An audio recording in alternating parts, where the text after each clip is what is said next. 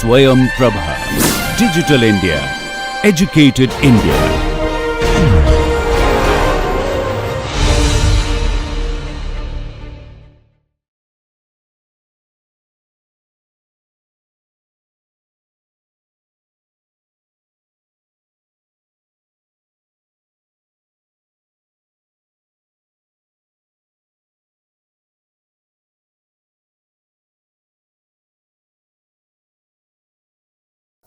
So anyway, so this was work in progress till about 2022 December, when ChatGPT came on the scene, and the last 1 year we have made tremendous progress in this cognition piece, right? So I'm not going to say it's true understanding, but it can fake it to infinitely accurate levels, right? So it becomes very hard for people to not believe that doesn't have true understanding.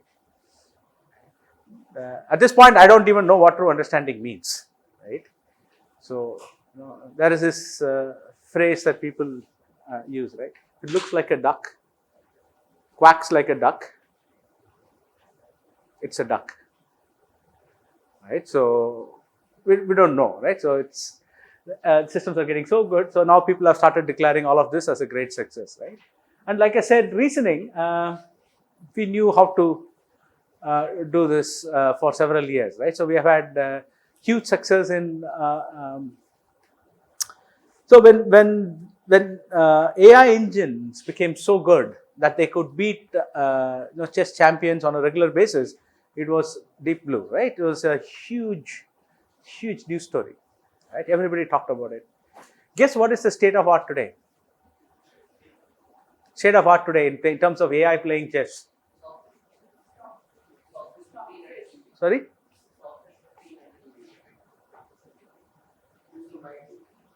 I believe it's Stockfish 15. There was some. Yeah, Stockfish is there. I'm just talking about the standard. Will it make news if it beats a human being? Nah. If a human being beats Stockfish on a regular basis, it will be news, right? That's how good the systems have become now, right? So we have known how to play AI. How to play chess through AI for a long time now, right? So it goes back. So the way we do it is basically how humans think about it. Right? So systematically enumerate the moves and outcome in your head, like you play out the game in your head, right? You search ahead, right? And so instead of just looking at one or two moves like this, so what happens is soon you will have a. This is very confusing. I have to point here to get my pointer to work, point there to get the slide to change. So it's very confusing. So this search tree that you are looking through can become very large very soon. So it's like impossible for you to track, right, what is happening, right? So what people have come up with is, okay, so clever ways of searching through these outcomes, right? Instead of looking at all possible outcomes, so you use various kinds of what are called pruning techniques, scoring techniques, and so this is essentially called intelligent search, right? To look through these outcomes, and instead of expanding each and every possible outcome and to see what will happen in the future, you only choose a few, right? And computers are getting faster and faster and faster doing this, so this can happen more rapidly. Literally, you can play out till the end of the game a few times in maybe a second and then take the move, right? Which humans are not able to match anymore. So what is the other thing that has happened is, earlier what people used to do was they used to write the rules that you use for pruning, right? They used to think about chess, understand chess, and then say, hey, this is how you should prune, right? Nowadays, you don't have to do that. The technology is available for you to learn, right, what should be the pruning strategy also, and therefore it's getting even better and better at doing and at playing chess, right? And well, that's the Deep Blue engine. So you can look at that, right? It looks like a few Godrej bureaus that you have in the house. That's how big it was, and now Stockfish can run on your desktop, right? So that's how much better we are. But this is not quite how humans play. We do a whole bunch of oops. I don't know why I have these slides. Anyway, so humans have all kinds of heuristics that we use for playing. But here's an interesting slide though. So it comes a little out of flow, but you can look at this, right? So when Deep Blue beat Kasparov, it was roughly using about 15,000 watts of power, right? And then So this is AlphaGo, which is an engine that beat this guy Lee Sedol in a game of Go. Go is another strategy game, right, which has been around for a long time, right, has been around for several centuries actually, and like chess. And for a long time, AI had a huge difficulty solving Go. Right? I might talk about that on a later slide. The big challenge was, you saw how I was telling you that in chess you look at all possible outcomes and then you keep searching, right? So chess has about an average branching factor of about 35, right? Or roughly at every stage you have to consider 35 possible expansions, right? Go has an average branching factor of 250. Right. So every stage you will increase by a factor of 35 if you are searching in chess. In Go, you will increase by a factor of 250 if you are going to do classical search techniques for Go. So it didn't work very well. AI didn't work very well for playing Go. Right. So they had to come up with something. So there was a machine learning, like a learning agent that learned how to play Go. Right. But then it was using, my God, 3 lakh watts of power. Right. And by some estimates, humans use about 20 watts of power to solve a similar task, right? So obviously humans are not solving it the same way these machines are solving it. At least they are not using the same technology, the base technology, right? So ours is a lot more power efficient. So we really have a lot of energy gap to cover. So if you think by the time you guys actually start college and start doing research, all AI problems will be solved, never fear. We have a long way to go. So in fact, this kind of search techniques, right, were used to solve a variety of different problems. For example, proving theorems, right. So you start with the known facts. It's like, you have the initial position of the game, and then you repeatedly apply what are called rules of inference. So if A is true, then and B is true, then A and B is also true, right. So the kind of thing, right. And so there is a whole bunch of rules here. I put down these rules of inference that people use for solving this. So literally you can do it like game playing. You start with the initial position, just like you have games, right? So all possible rules of inference that will apply in that initial set of statements, right? You start with some axioms, look at all possible rules that will apply at that axiomatic stage, and then go forward, right? You can literally use search techniques to start and prove theorems, right? So these things are easy, right? So yeah, there you go. Of course, it's not trivial, because again the branching factor will be very large. So a lot of work has happened in this space, right? We have reasoning and decision making. So you have logic, you have something called decision theory, right? You have game theory. So decision theory and game theory and all these come from economics, right? And then you have all these rule engines that people have talked about. So for example, I had this ELIZA system, right, which you could answer questions on healthcare and so on and so forth. It was basically a lot of very, very smart people sitting down and writing thousands and thousands of rules. Literally like taking a medical textbook and coding it up into a rule book, right? And then you basically run through that. And then in popular imagination, decision making and learning, like I already said, are considered as the true hallmarks of intelligence. So what about learning? Right? So now almost the rest of my class and the next session, everything is going to be about learning. Okay, let's see. And the success that we have had in learning is the reason for a lot of the excitement about AI now, right? So what is this machine learning? The idea behind machine learning is that you are given a bunch of examples like this. Right? So each one of this picture is an airplane, each one of this picture is an automobile, and so on and so forth. You are given a set of examples. Now I want you to learn a rule, right, or a function, right, that given a new input will tell me what is the category of the input. I am not going to tell you anything about what the function is, right. I just give you these examples. From these examples, you will have to tell me what will be the. So you are learning from this example that are given to you is called training data, and their goal is to predict on unseen data by hopefully uncovering any patterns that are present in the data that you didn't know about. Okay. So let's look at some simpler examples. So here is some training data, right? Like two-dimensional data. It's 2D is easy to draw on a slide, so I have two-dimensional data. let's add some meaning to it. Let's say that one dimension is income, the other dimension is age, right? And I'm interested in knowing if somebody will buy a computer or not, right? So, the people with a lot of income buy computers, people with less income don't buy computers. You can roughly see the pattern here, right? Older people, is there any pattern across age? Both older and younger people are buying computers, right? But is there something else you can see a pattern there? Yeah, older people are, will buy a computer if they have a lot more money than a younger person, right? Younger people will buy a computer even if their income is somewhere in the middle, while older people will buy computers. So you can look at it. I mean, humans are very good at doing this kind of pattern detection, right? So how will you now get the machine to do it? Right? So what will be a mathematical character? So here is a simple. Okay, I'm going to ask you questions about okay, what is this? Eventually, I'll ask you a question. What is the label of that? Right? That's what you have to learn. So now I could do something like this. So what does this mean? Anything to the left, I'm going to say is red. Anything to the right, I'll say is blue. If your income is less than some number, you are not right. That's income, right? Income is less than some number, you will not buy a computer. It's greater than some number, you will buy a computer.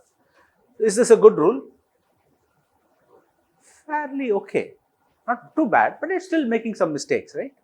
So I can do something more like that. Is that a good rule? Better. It's better than the previous one, right? The two red ones are now classified correctly.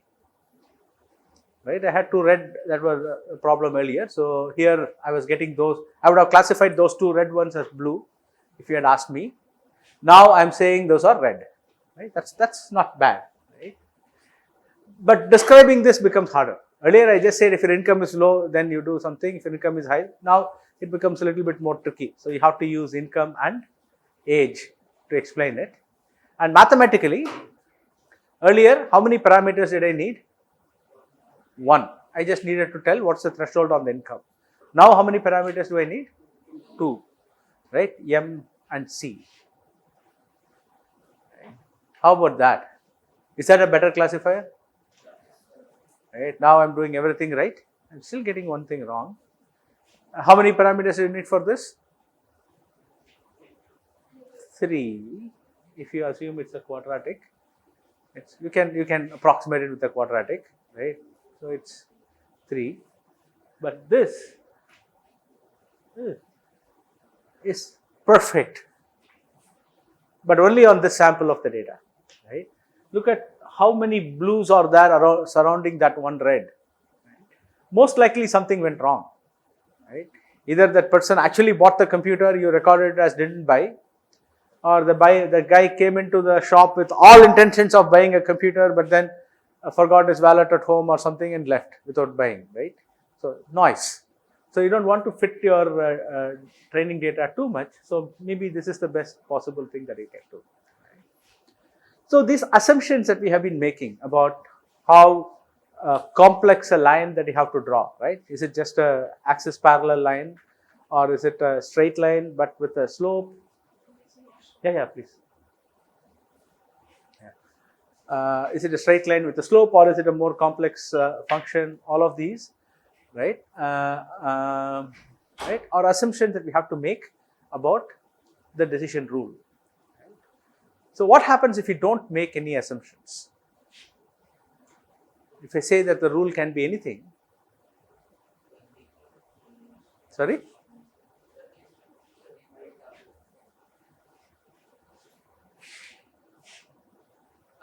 Asking, in that case, machine learning wouldn't suffice.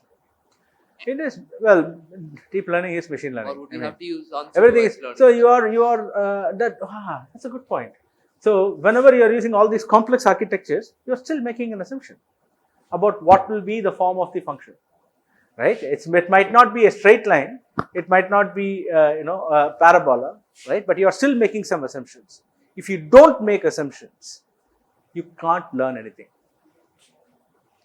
If you don't make assumptions, the best you can do is memorize the data that was given to you. If somebody asks you a question about that data, you can recall from memory, right? So even if you say, hey, this is blue, right? If somebody asks me a point here, I will say it is blue, right? What is the assumption you are making?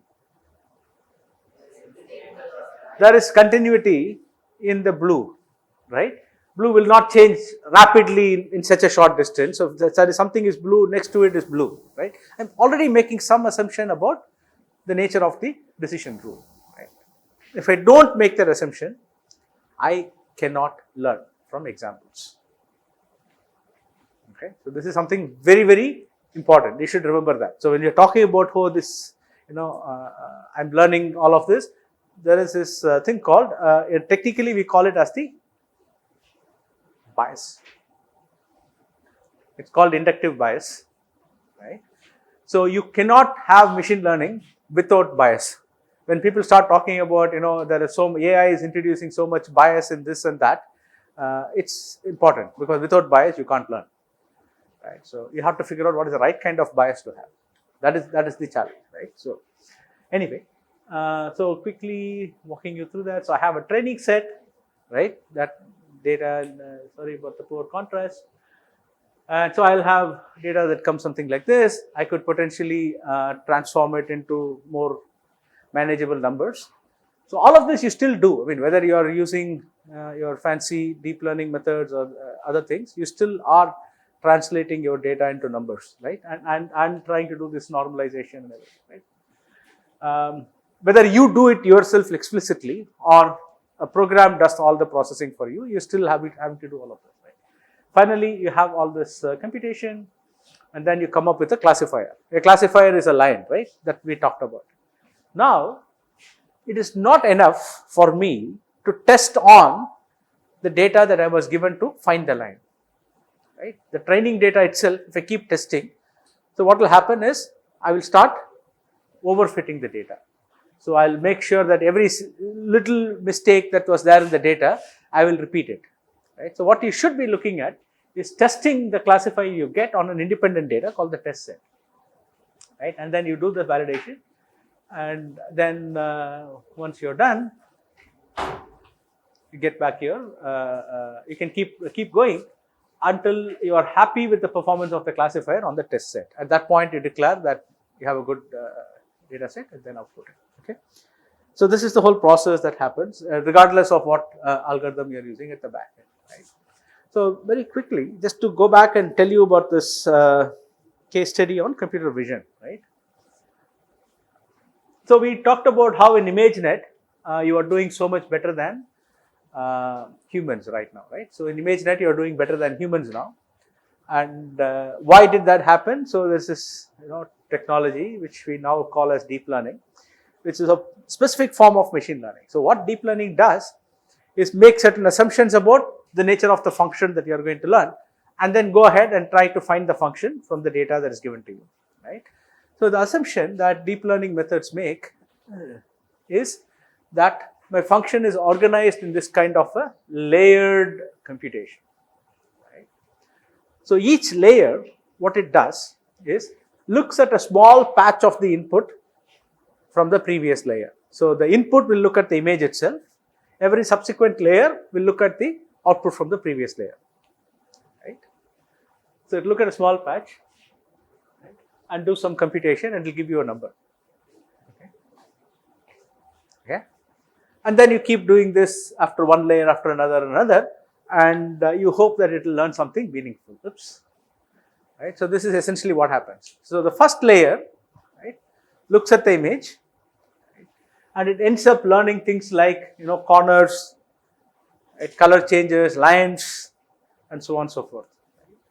The second layer now looks at all these different kinds of color changes and patterns that you have found in the first layer and puts them together and learn slightly more complicated shapes, so like this, right?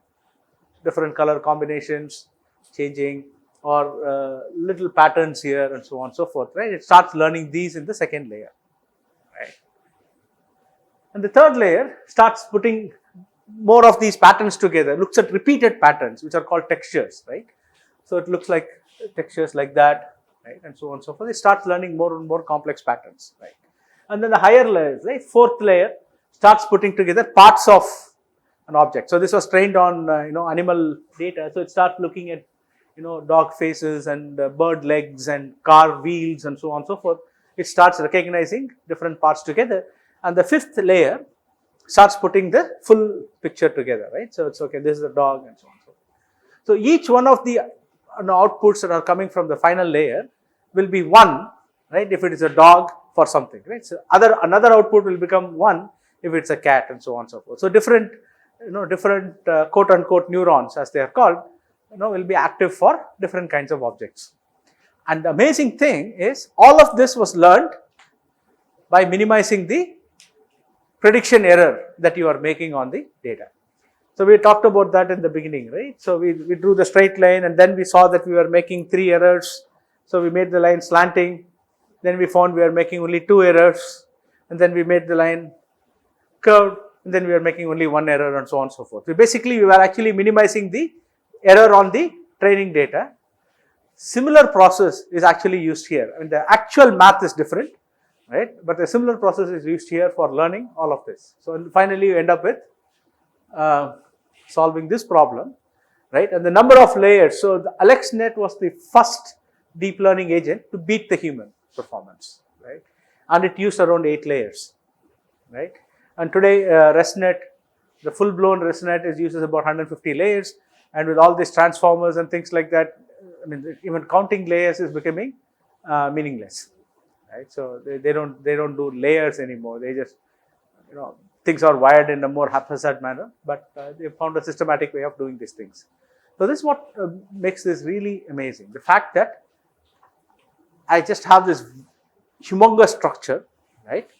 So we are talking about parameters, right. I said 2 parameters, 1 parameter, 3, and so on and so forth.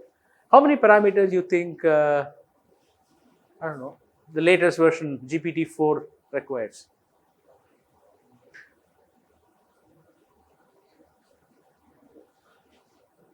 Dude, I have to start shocking you if you're not using the mic. How do I train you to use the mic? I believe it was a few million. I don't remember the exact. B or M? M. Oh, wait, billion. B. Billion. Yeah.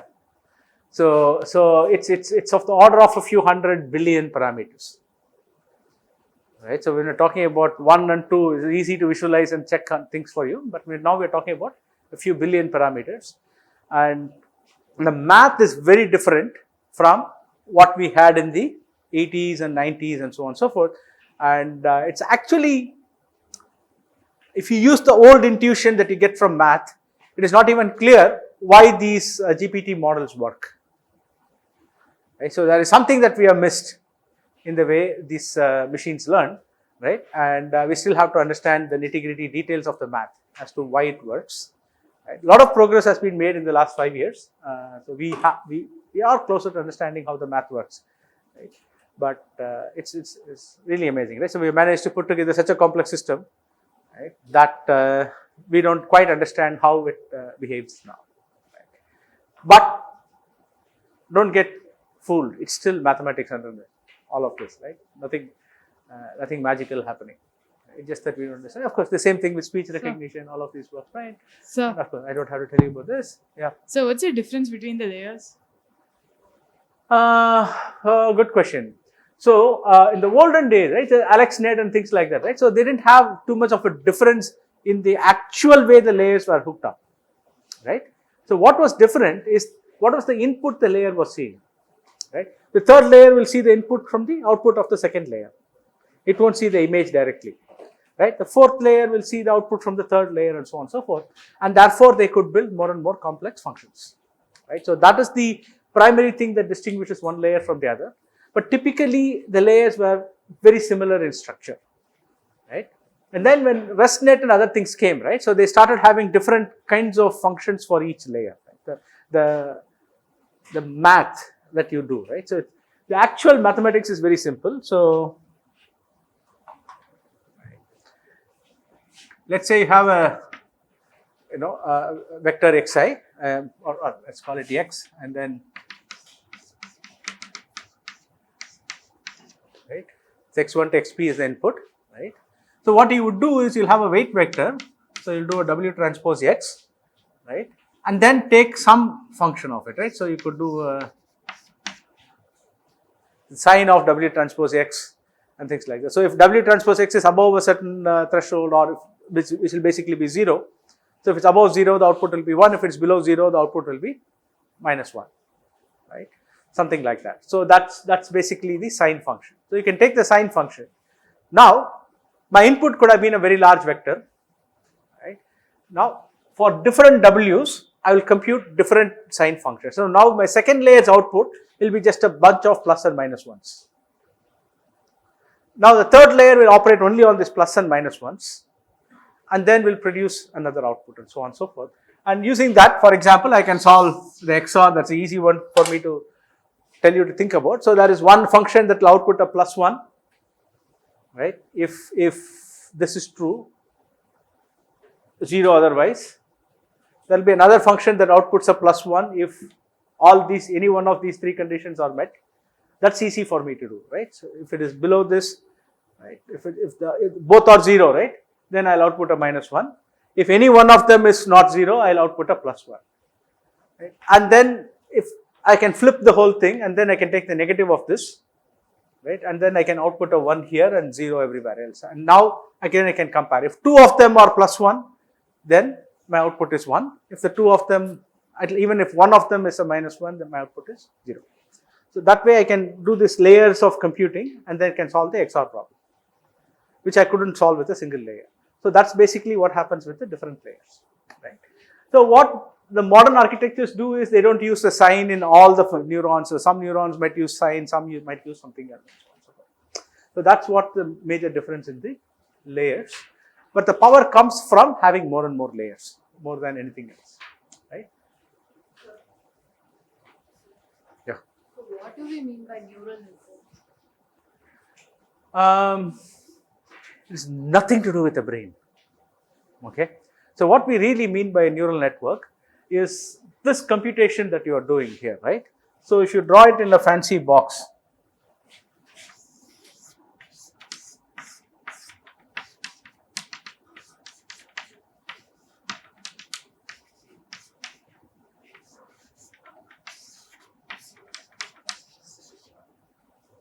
that is now called a neuron.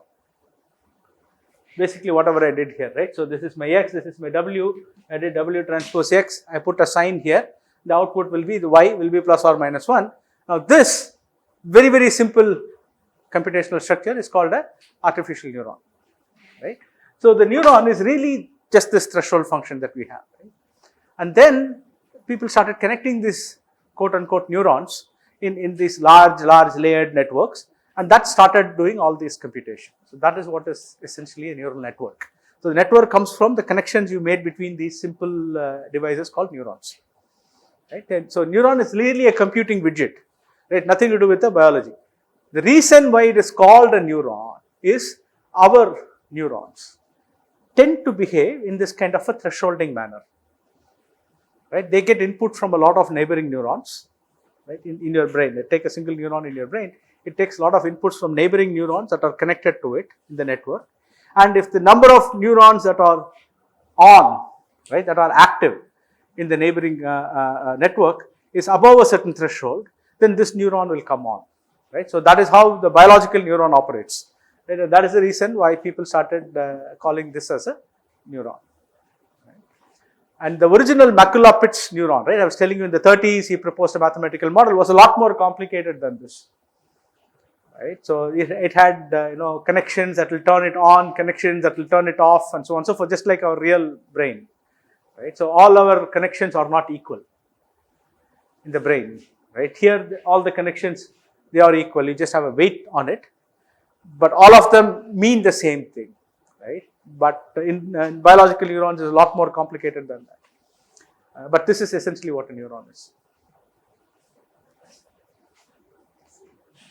So there are a whole bunch of fancy stuff these things can do, but the recent excitement is all about, because of this OpenAI guys came and did this ChatGPT, right?